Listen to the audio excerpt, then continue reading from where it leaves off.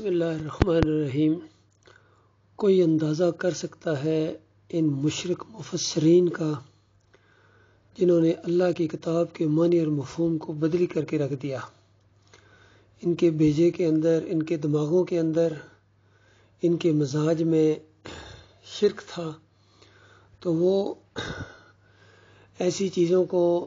جہاں بھی ان کو موقع ملا ہے انہوں نے دین کے مزاج کو بدلی کر دیا، اور اللہ تعالیٰ نے یہ موقع ان کو دیا ہے۔ متشابہ چیزیں اللہ تعالیٰ نے رکھی ہیں، اور جن کے دلوں کے اندر، دماغوں کے اندر ٹیڑھ ہوتا ہے، زیغ ہوتا ہے، وہ ان آیات کو تروڑ مروڑ کر پیش کرتے ہیں، اور وہ معنی اور مفہوم بیان کرتی ہیں جن سے اللہ کی کتاب بالکل بیزاری کا اعلان کرتی ہے۔ ایسے مشرک مفسرین میں ابن کثیر، اس کی تفسیر میں بہت زیادہ شرکیہ باتیں ہیں۔ پھر اعلیٰ حضرت، جس کو اعلیٰ حضرت کہتے ہیں، احمد رضا خان بریلوی، اس نے اپنی کتاب کے اندر، تفسیر کے اندر، کنز الایمان کے اندر، کنز الایمان اندازہ لگائیے، نام رکھا کنز الایمان، ایمان کا خزانہ، لیکن اس کے اندر جو شرک کے اس نے انجیکشن دیے ہیں، اس کو جہالت کا اور شرک کا ڈھیر بنا دیا اس نے۔ اور ترجمے کے اندر بھی گڑبڑ کی ہے جہاں عقیدے کی بات آتی ہے۔ باقی کئی موقعوں کے اوپر اس نے اچھا ترجمہ بھی کیا ہے، بہت سے مفسرین سے بہتر ترجمہ کیا ہے، لیکن جب عقیدے کی بات آتی ہے تو وہاں بالکل جو ہے وہ انتہا کر دیتا ہے شرک کی، اور اس کی تفسیر کے اندر بھی، اور ویسے بھی شاعر قسم کا آدمی تھا، تو بہت ہی زیادہ اس نے جو ہے اپنی شاعری کے اندر بھی بہت زیادہ شرک اس نے داخل کیا ہے۔ پھر عام طور پر ترجمہ کرنے والوں نے جہاں بھی بریکٹ لگائے ہیں وہاں انہوں نے، ظاہری بات ہے، اپنے دماغ کو سامنے لانے کے لیے، باقی بریکٹ اگر اچھی سوچ کو ظاہر کرنے کے لیے لگائے جائیں تو اچھی بات ہے، لیکن اگر صحیح بات کو غلط ثابت کرنے کے لیے بریکٹ لگائے جائیں تو یہ بہت بڑی علمی خیانت ہوتی ہے، بہت بڑی جہالت ہوتی ہے۔ اسی طرح دور جدید کے مشرک مفسر محمد حنیف نے دعوت القرآن جیسی تفسیر کے اندر اندازہ لگائیے، نام کتنا پیارا، دعوت القرآن، کہ قرآن کی یہ دعوت ہے، اور اس کے اندر انہوں نے شرک کا انجیکشن لگایا۔ وہ ایک چیز میں آج آپ کے سامنے پیش کرنا چاہ رہا ہوں۔ یہ سورہ یوسف کی چند آیتیں ہیں، اور اس کے اندر ترجمہ کرنے والے نے بھی گڑبڑ کی ہے، چونکہ اس کا بھی دماغ خراب ہے اور اس کے بھیجے کے اندر شرک ہے۔ اس وجہ سے اس نے جو اللہ کا سجدہ تھا اس کا رخ پھیر کے یوسف علیہ السلام کی طرف، لاہو کی ضمیر یوسف علیہ السلام کی طرف لے گیا، حالانکہ نام نہیں ہے، لیکن صرف اللہ نے اتنی آزمائش کی تھی کہ تم سجدہ کس کو مانتے ہو، تو لاہو خر لاہو سجادہ، اس کے سامنے سجدے میں گر گئے کا ترجمہ اس نے یہ کر دیا کہ یوسف علیہ السلام کے سامنے سجدے میں گر گئے، حالانکہ وہ اللہ کے سامنے شکر گزاری کا سجدہ تھا۔ اس کی تفسیر میں ابھی آپ کے سامنے یہ ابھی میں سناؤں گا آپ کو۔ اور اسی چیز کو محمد حنیف صاحب نے بھی لیا اور کہا کہ یہ سجدہ تعظیمی تھا، اللہ کی مشیت تھی، اللہ کا حکم تھا، حالانکہ تینوں چیزیں نہیں ہیں۔ یہ سجدہ تعظیمی نہیں تھا، یہ سجدہ شکر تھا جو اللہ کو کیا گیا، اور یہ ان کی اپنی مشیت تو ہو سکتی ہے، ان کا اپنا حکم تو ہو سکتا ہے جماعت کے لیے، لیکن یہ اللہ کا حکم کہیں بھی ثابت نہیں کر سکتے ہیں۔ ابھی یہ پہلے آپ اس کا ترجمہ سنیں، پھر اس کے اوپر میں تبصرہ کرنے کی انشاءاللہ کوشش کروں گا۔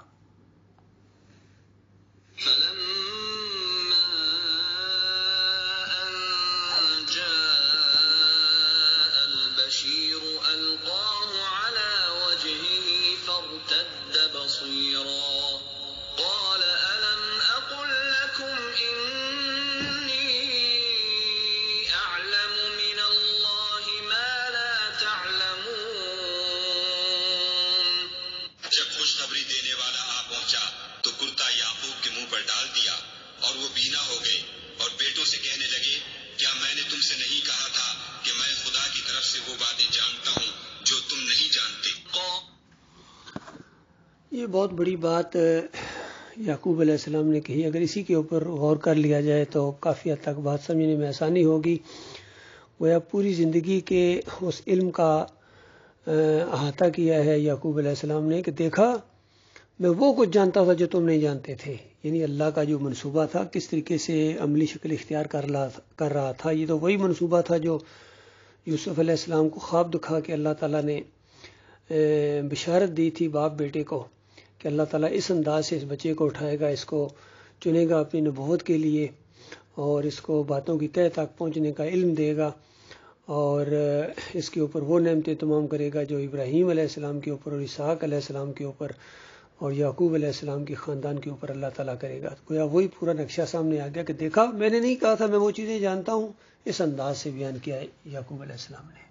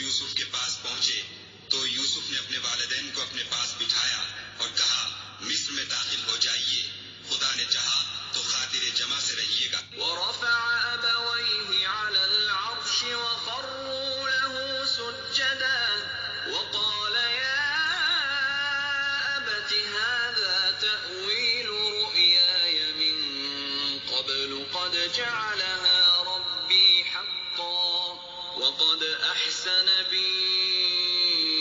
إذ أخرجني من السجن وجاء بكم من البدو من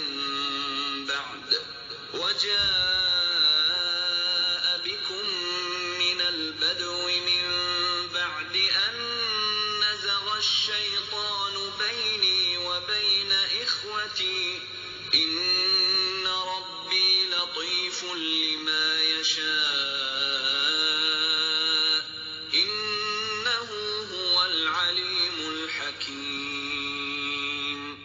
اور اپنے والدین کو تخت پر بٹھایا اور سب یوسف کے آگے یہاں اس نے ظلم کیا ہے ترجمہ کرنے والے نے کہ سب یوسف کے آگے سجدے میں گر گئے۔ یہ بالکل اس نے اپنی طرف سے لفظ بولا یوسف، حالانکہ ہے وہاں وخروا لہ، اس کے سامنے سجدے میں گر گئے، سب کے سب گر گئے۔ یہ سجدہ شکر تھا جو پورے خاندان نے کیا ہے اللہ کو، اور انبیاء کی یہی سنت رہی ہے۔ سورہ مریم کے 58 نمبر آیت میں بھی اس کا ذکر ہے، سورہ بنی اسرائیل کے اندر بھی اس کا ذکر ہے کہ انبیاء جو ہوتے ہیں یہ جب ان کے سامنے اللہ کی نشانی آتی ہے تو یہ دھڑام سے اللہ کے سامنے سجدے میں گر جاتے ہیں۔ اور یہاں تو دو نبیوں کا معاملہ ہے، ایک نبی وہ باپ اور پورے خاندان کو لے کے اپنے بیٹے نبی کے سامنے سجدہ کرے گا، تو بتاؤ پھر انبیاء کی دعوت تو ختم ہو گئی۔ تو یہاں اصل میں ان کو بہت بڑا دھوکہ لگا ہے، محمد حنیف صاحب کو بھی یہاں ہی دھوکہ لگا ہے۔ اور چونکہ آگے یوسف علیہ السلام کہہ رہے ہیں کہ ابا جان یہ ہے میرے اس خواب کی تعبیر، تو انہوں نے فوراً اس کو سجدہ، چونکہ پہلے جو سجدہ ہوا تھا وہاں لی ساجدین کہا گیا تھا کہ یہ سورج چاند ستارے مجھے سجدہ کر رہے ہیں، تو اس کی تعبیر جو یعقوب علیہ السلام نے بتائی تھی اس کی طرف ان کا دھیان نہیں جاتا ہے کہ یہ خواب کا ایک انداز ہوتا ہے، عزت اور احترام کی وہ علامت تھا وہ خواب، اور عزت اور احترام کو وہاں بیان کیا گیا تھا کہ پورا خاندان جو ہے عزت اور احترام کرے گا اس بچے کی، ایک بڑا ہوگا وہ وقت آئے گا۔ تو یہ سجدے کا معاملہ نہیں ہے کہ سجدہ کریں گے اللہ کو چھوڑ کر ان کو سجدے میں پڑ جائیں گے، نہیں، وہاں عزت اور احترام کا معاملہ ہے۔ اور واقعی بعد میں عزت و احترام تو ملا ان کو، سارے خاندان نے کیا، والدین نے بھی کیا، لیکن یہ نہیں کہ سجدہ کیا، سجدہ انہوں نے اللہ کو کیا تھا۔ یہاں اصل میں اللہ تعالیٰ نے بڑی شدید آزمائش کی ہے ان کی، اور بڑے بڑے ڈھیر ہو گئے ہیں، یہ ظلم ہوا ہے جو انہوں نے کیا ہے۔ حالانکہ اسی کے بعد آپ دیکھیں گے کہ یوسف علیہ السلام وہ سارے الفاظ وہی دہرائیں گے جو 6 نمبر آیت کے اندر یعقوب علیہ السلام نے تعبیر کو بتاتے ہوئے بتایا تھا، وہی الفاظ یوسف علیہ السلام دہرائیں گے، گویا کہہ رہے ہیں کہ ابا جان میں نے جو خواب دیکھا تھا اور جو تعبیر آپ نے بتائی تھی میرے رب نے اس کو سچا کر دکھایا، ہر بار سچا کر دکھایا، یعنی جو بات بھی آپ نے بتائی تھی اس کو سچا کر دکھایا، اور جو بات بتائی تھی وہ 6 نمبر آیت کے اندر یعقوب علیہ السلام کی موجود ہے۔ میں گر پڑے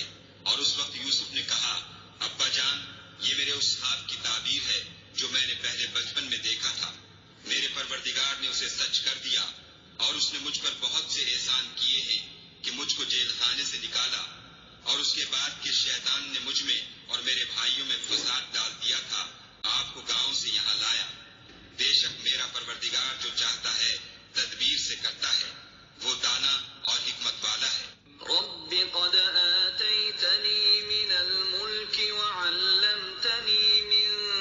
تأويل الأحاديث فاطر السماوات والأرض أنت ولي في الدنيا والآخرة توفني مسلما وألحقني بالصالحين۔ ان آیات کے اوپر غور کریں، بالکل لفظ بہ لفظ یوسف علیہ السلام وہی الفاظ دہرا رہے ہیں جو 6 نمبر آیت کے اندر یعقوب علیہ السلام نے کہے تھے، اور یہی خواب کی تعبیر ہے جو یعقوب علیہ السلام نے بتائی تھی، اور یوسف علیہ السلام گویا اس کی تصدیق کر رہے ہیں۔ اور یہ ممکن نہیں ہے کہ ایک پیغمبر دوسرے پیغمبر کی بات کی یعنی تکذیب کرے کہ تمہاری بات غلط میری بات صحیح، ایسا نہیں ہو سکتا ہے۔ لیکن بدبختی محمد حنیف صاحب کی، یقین کریں جب ان کے سامنے یہ بات رکھی گئی کہ کیا یوسف علیہ السلام یہ کہہ رہے ہیں کہ یہ ہے، جب آپ کہہ رہے ہیں یہ ہے میرے خواب کی تعبیر، تو کیا یوسف علیہ السلام کہہ رہے ہیں کہ ابا جان جو آپ نے بتائی تھی وہ غلط تھی، یہ ہے جو میں بتا رہا ہوں؟ تو محمد حنیف صاحب کہنے لگے کہ مفہوم کے لحاظ سے آپ کہہ سکتے ہیں استغفر اللہ استغفر اللہ استغفر اللہ۔ اس ظالم نے اپنی انا کو تسکین دینے کے لیے، اپنے باطل موقف کو ثابت کرنے کے لیے باپ بیٹے کو آمنے سامنے کھڑا کر دیا، جو 2 پیغمبروں کو آمنے سامنے گویا کھڑا کر دیا کہ ایک کی بات غلط دوسرے کی بات ٹھیک، حالانکہ یہ قرآن کا انکار ہے۔ اور اصل بات یہ ہے کہ دونوں کی بات صحیح ہے اور دونوں ایک دوسرے کی تصدیق کر رہے ہیں، یہی انبیاء کا انداز ہوتا ہے۔ جب یہ سب باتیں ہو لی تو یوسف نے خدا سے دعا کی کہ اے میرے پروردگار، تو نے مجھ کو حکومت سے بہرا دیا اور خوابوں کی تعبیر کا علم بخشا۔ اے آسمانوں اور زمین کے پیدا کرنے والے، تو ہی دنیا اور آخرت میں میرا کارساز ہے۔ تو مجھے دنیا سے اپنے اطاعت کی حالت میں اٹھائیو اور آخرت میں اپنے نیک بندوں میں داخل کیجو۔ ذلك من أنباء الغيب نوحيه إليك وما كنت لديهم إذ أجمعوا أمرهم وهم يمكرون۔ اے پیغمبر صلی اللہ علیہ وآلہ وسلم، یہ اخبار غیب میں سے ہیں جو ہم تمہاری طرف بھیجتے ہیں، اور جب برادران یوسف نے اپنی بات پر اتفاق کیا تھا اور وہ فریب کر رہے تھے تو تم ان کے پاس تو نہ تھے۔ دیکھیے اس آیت کے اندر علم غیب کی بھی نفی ہے۔ مالک فرما رہا ہے کہ یہ غیب کی خبریں ہیں جو ہم آپ کی طرف وحی کر رہے ہیں۔ ظاہر بات ہے اگر پہلے سے غیب جانتے تھے تو پھر غیب کی خبریں وحی کرنے کا معنی بے معنی ہو جاتا ہے۔ اس سے پہلے یہ ترجمہ کرنے والا کر رہا ہے کہ یوسف علیہ السلام گویا کہہ رہے ہیں کہ اے اللہ، آپ نے مجھے خوابوں کی تعبیر کا علم سکھایا، حالانکہ وہاں تعویل الاحادیث کا لفظ استعمال ہوا ہے 6 نمبر آیت کے اندر بھی اور یہاں بھی۔ اس کا معنی ہے باتوں کی تہ تک پہنچنا، جسے وزڈم کہتے ہیں، دانائی کہتے ہیں۔ یہ اللہ تعالیٰ نے تمام انبیاء کو عطا فرمائی ہے، کسی کو کم کسی کو زیادہ مراتب کے لحاظ سے۔ اور رہا یہ ہمیشہ یہ ترجمہ کر دیتے ہیں کہ ایسا محسوس ہوتا ہے جیسے خوابوں کی تعبیر کا علم صرف یوسف علیہ السلام کو یعنی بتایا گیا تھا، حالانکہ ایسی بات نہیں ہے۔ نبی صلی اللہ علیہ وآلہ وسلم کے دور میں بے شمار روایتیں ایسی ہیں کہ صحابہ اپنے خواب بیان کیا کرتے تھے اور وہی کی روشنی میں نبی علیہ السلام ان کی تعبیر بتاتے تھے۔ اور کبھی کبھی صحابہ اگر کہیں کہ آج ہمیں کوئی خواب نہیں دیکھا تو نبی علیہ السلام خود کئی اپنے خواب بیان کیا کرتے تھے اور پھر اس کی تعبیر بھی بیان کیا کرتے تھے۔ صحابہ پوچھتے تھے کہ یا رسول اللہ اس سے کیا مراد ہے، تو نبی علیہ السلام وہ بات بتا دیا کرتے تھے۔ تو اسی لیے خوابوں کی تعبیر ہوتی ہے، بالکل اسی طرح بھی ہو بہو بھی چیزیں ہو جاتی ہیں اور اس کی تعبیر کی شکل میں بھی ہو جاتی ہیں۔ جس طرح اسی سورہ یوسف کے اندر مصر میں 7 دبلی گائیں 7 موٹی گائیں کو کھا رہی ہیں، خواب کے اندر بادشاہ نے دیکھا۔ تو مصر میں نہ دبلی پائی گئی نہ موٹی پائی گئی، اس کی تعبیر لی گئی ہے۔ اسی طرح ایک جیل کے آدمی کے سر کے اوپر روٹی اور اس کو کوے یا پرندے کھا رہے ہیں تو اس کی تعبیر لی گئی کہ اس کو سولی چڑھایا جائے گا، اور دوسرا رس نچوڑ رہا تھا، اس کی تعبیر لی گئی کہ اس کو آزاد کر دیا جائے گا، یہ اپنی نوکری پر دوبارہ بحال ہو جائے گا۔ تو خواب کی تعبیر ہوتی ہے۔ اسی طرح یوسف علیہ السلام نے جو چیز دیکھی جس انداز سے تو بیان کی اپنے والد صاحب کے سامنے، انہوں نے خواب کی تعبیر بتائی ہے کہ اس کی یہ تعبیر ہے کہ یہ پورا خاندان جو ہے یہ تیری فضیلت کو تسلیم کر لے گا، تیرے انڈر آ جائے گا، دنیاوی لحاظ سے بھی اور دینی لحاظ سے بھی گویا۔ اور جب یہ ساری چیزیں اللہ تعالیٰ نے اس خاندان کو دیں تو یہ بہت بڑی رحمت تھی، اس سے آگے کوئی چیز نہیں جو کسی انسان کو دی جا سکے، تو اس کی وجہ سے وہ شکر گزاری کے طور پر پورا خاندان اللہ کے سامنے سجدہ ریز ہو گیا۔ یہ سادہ سی بات ہے، پورے قرآن کا یہی انداز ہے، لیکن ان بدبختوں کی سمجھ میں یہ چیز نہیں آتی ہے۔ شرک کے اوپر یہ جم گئے ہیں، خود بھی مشرک بنے اور جماعت کو بھی مشرک بنا دیا، اور قیامت تک جب یہ شرک پھیلتا رہے گا، ان کی گٹھڑی گھروں کی اور شرک کی مضبوط ہوتی رہے گی، قیامت کے دن بڑی بری طرح یہ پھنس جائیں گے